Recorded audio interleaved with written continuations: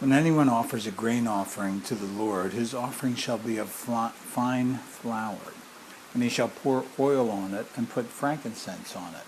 He shall bring it to Aaron's sons, the priests, of whom shall take from it his handful of fine flour and oil, with all the frankincense.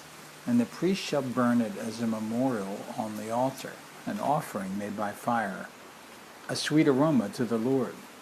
The rest of the grain offering shall be Aaron's and his sons.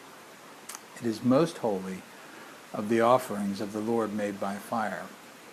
And if you bring as an offering a grain offering baked in the oven, it shall be unleavened cakes of fine flour mixed with oil, or unleavened wafers anointed with oil. But if your offering is a grain offering in a pan, it shall be fine flour, unleavened, mixed with oil. You shall break it in pieces and pour oil on it. It is a grain offering. If your offering is a grain offering in a covered pan, it shall be made with fine flour with oil. You shall bring the grain offering that is made of these things to the Lord. And when it is presented to the priest, he shall bring it to the altar.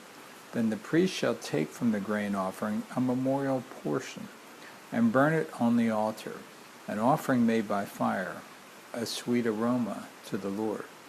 And what is left of the grain offering, Aaron's and his sons, most holy of the offerings to the Lord made by fire.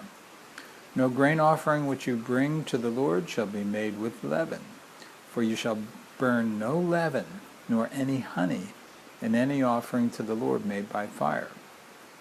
As for the offering of the firstfruits, you shall offer them to the Lord, but they shall not be burned on the altar for a sweet aroma.